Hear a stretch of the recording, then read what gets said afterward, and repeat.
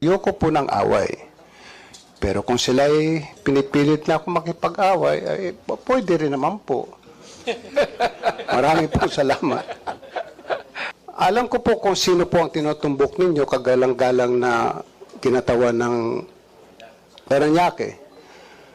Subalit, wala akong personalan ito eh. When you dismiss or when you reassign employees to other departments, you should comply with the provisions of the law. Mayroon ng requirement.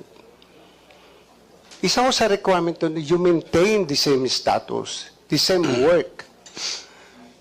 Hindi ho po pwede na isang inhinyero ay gawin nyo security. Maraming salamat, Mr. Chair. Magandang umaga po sa Ombudsman family headed by Justice Samuel Martires. Ako po ay may tatlong katanungan. This representation of the 2nd District of Parañaque would like to ask, my first question would be, could you please clarify the Ombudsman's stance and procedures regarding anonymous complaints against public officials? How does the Ombudsman evaluate, investigate such complaints, and what criteria are used to determine whether anonymous complaints are acted upon or not? Mr. Chair, Your Honor, the Ombudsman pursuant to the Constitution and the law creating the Office of the Ombudsman 6770 has given the Ombudsman the authority to investigate motu proprio. We also entertain anonymous complaints if the complaints have verifiable facts. Ibig pong sabihin, if the facts stated in the complaint can be verified and there is substantial evidence to show that pwede namin pagpatuloy ang investigasyon, we continue with that.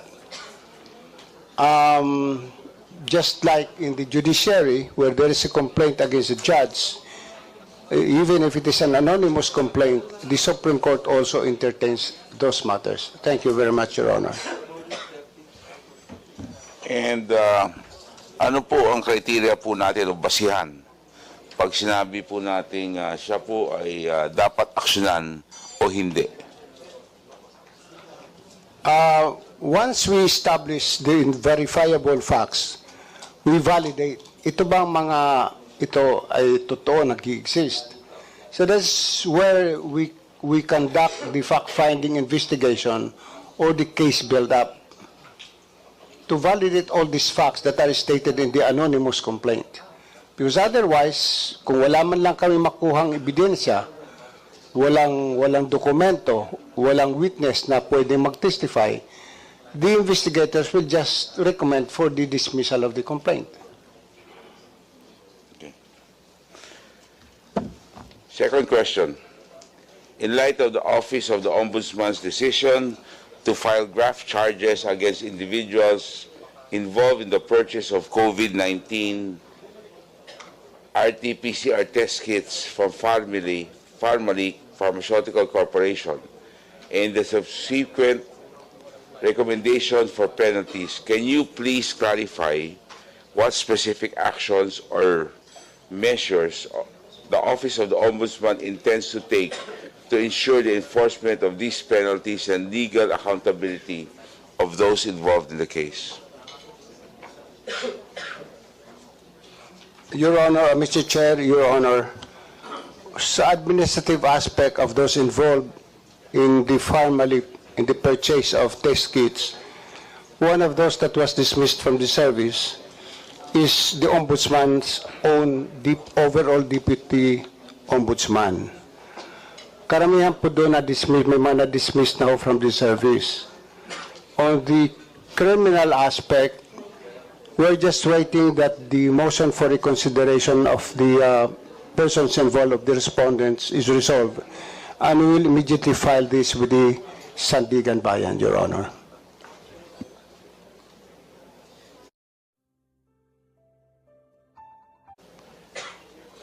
Could you please provide information on the potential repercussions and impact of government accountability and transparency in the event of the abolishment of ARTA?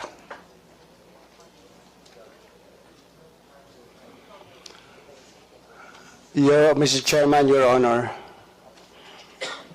I have nothing against ARTA. I want to make this clear, I have nothing against ARTA, except that the law that created ARTA has partly trodden into the path of the Ombudsman. Ang sabi po ng Konstitusyon, the 1987 Constitution says that the determination of red tape, inefficiency, and corruption is the sole function of the Ombudsman. Ang nangyari po dito sa batas ng ARTA, sinaklaw ng ARTA yung pagdidetermine namin ng red tape. Wala akong pakialam kung gawin ng ARTA yung pagtulong sa mga ahensya ng gobyerno para mapabilis ang kanilang to oversee yung gawain ng gobyerno. With no offense meant to anyone, naging emotional kasi ang Kongreso noon eh. When President Rodrigo Duterte said, sa amin sa Davao, isang araw lang, tapos na yung ano na yun, mga application for licenses. I mean, I have nothing against anyone or whoever has passed those, has authored this law, but parang naging emotional eh. It was more of an emotional decision rather than looking into ano ba other existing laws. It is true that the Ombudsman during the previous years ay hindi na-address yung determination of red tape and efficiency. What are the causes of inefficiency? Because the office of the Ombudsman has been overwhelmed with complaints, with cases. Sinisimula na nga sana nitong panahon ko, pero mayroon namang ARTA, ano naman ang gagawin ko? So I have a conversation with ARTA. Go ahead with what you're doing. We will also do what we are supposed to do under the law. Thank you, Your Honor. Mr. Chair, I just would like to not really forewarn, but maybe caution also, and let us be very careful, especially when we dismiss or we prosecute or recommend for the prosecution of people who came from the private sector and joined government. Kasi po, nangyayari po niyon, ang usap-usapan, sa marami pong nasususpindi, natatanggal ng mga tao sa gobyerno na galing po sa pribado, marami na rin pong natatakot sa pribado na sumama po sa gobyerno. So, dapat tingnan ho natin mabuti ho to. Dahil nagkakaroon ho ng takot at concern yung mga gustong magagaling na galing ho sa pribado, sumama sa gobyerno at tumulong sa ating pamahalaan. Mr. Alam ko po kung sino po ang tinutumbok ninyo, kagalang-galang na kinatawan ng Paranaque. Subalit, wala hong personalan ito eh. When you dismiss or when you reassign employees to other departments, you should comply with the provisions of the law. Mayroon hong requirement. Isa ko sa requirement to you maintain the same status, the same work. Hindi ho po pwede na isang inhinyero ay gawin nyo security. O ang isang security, i-assign mo bilang kahero. Siguro magkaiba ho ang mga functions nito. Para ho nag-assign kayo ng isang abogado na gawin niyang taga-imbalsa mo. O ang isang surgeon na gawin yung isang prosecutor na hindi naman abogado. So, there is no, there's nothing wrong if a person from the private sector joins the government. For as long as you comply with government laws and regulations, you do not violate the law wala hong dapat ikatakot. Marami pong salamat. Marami rin po salamat, Mr. Chair, Mr. Ombudsman. Palagay ko ho ay hindi ko isa lang po yan sa maybe mga tao na naapektuhan, pero marami naman po at even before your time na may mga nangyari pong ganyan. Meron po sa BIR na magagaling na humawak po dyan, tinanggal at sila'y very disgruntled. At syempre kumakalat naman po yan sa business community. Totohanan, minsan ho kasi, meron po tayong mga ahensya na pag pumasok po ang isang pribadong mamamayan at na-advise siya ng kanyang mga legal counsel at gagawa naman siya ng galaw, minsan ang gigiba naman ho dyan yung mga iba't ibang mga built-in na sindikato dun sa ahensyang yun. So ang gibaan ho dyan ay kawawa ho yung isang pribadong mamamayan na talagang gustong tumulong, gawin yung dapat ginagawa niya sa pag-manage niya sa isang pribadong kumpanya at ito'y dali niya sa gobyerno. Ang problema, ang gigibaho dyan ay yung mga sasagasaan at yung mga sindikato at marami pong ahensyang ganyan po. Especially malalaki at mahaba po ang malalaki po mga budget dahil sila po uno na apektuhan. Pag sila na-reassign, sila ang nawawalan ho ng hanap buhay. Kaya may agenda ho sila eh.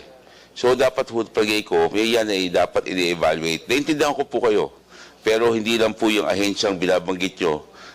Even before, natagal na rin po ako sa gobyerno, since 1988 pa ako, nakita ko na ito paulit-ulit kung paano gibain ang isang pribadong manager na galing sa pribadong sektor, paano gibain ang mga sindikato sa isang ahensya. Salamat po. Mr. Chair, Your Honor, we act when there are complaints, especially internal affairs within the government office. We cannot act kung wala namang complaint o wala kami nabasa sa dyaryo para where we can start a case build-up investigation or a fact-finding investigation. Sana po yung mga taong nasagasaan nung sila ay nasa BIR, sana po nagreklamo sila, nireklamo po lang kanilang mga superiors. I mean, I encourage everyone, every government employee, na ireklamo niyo mga superiors niyo. Nagkamali, ireklamo ninyo. Ako po, minura po ako ng isang empleyado ng ombudsman. When I said during the last budget hearing in the Senate that even the ombudsman is not free from corruption, isang empleyado po namin. Tinawag pa ako si Raulo. Minura po ako, ginamit po malalalim na termino sa Bisaya. Pero pinagsawalang bahala ko yun. Pagsama yun sa trabaho ko eh. So, I encourage government employees, ireklamo ninyo ang inyong mga boss. Kung sila'y nagkasala, sila'y tiwali, ireklamo ninyo. Just be sure that pagdating ng investigasyon, kayo'y haharap. Hindi yung magreklamo lang kayo na marami kasi sa ombudsman po ngayon na magpa-file ng complaint. Pag sinimula namin investigasyon, alam mo nyo sinasagot? Basta nag-file ako ng complaint, wala na akong pakialam dyan, bahala na kayo. Saan po kami kukuha ng witness? Kung di siya mismo na nag-file ng reklamo. Marami pong ganyan. Kanya't nag-iisip nga po ako na i-cite in contempt itong mga tao nagpa-file ng mga harassment suits Karamihan po sa mga empleyado sa gobyerno, lalo na mga politiko, ay victims of harassment suits. I stand by that. Marami po. At siguro nga values talaga ito Maano sa tao yung inggit, pumapasok sa atin inggit na aywan ko pero values all boils down to values. And I encourage government officials, Honorable Congressman Tambunting, you can tell them they can file their complaint anytime with the Office of the Ombudsman, and we will act on that. Thank you very much. Thank you very much, Mr. Chair.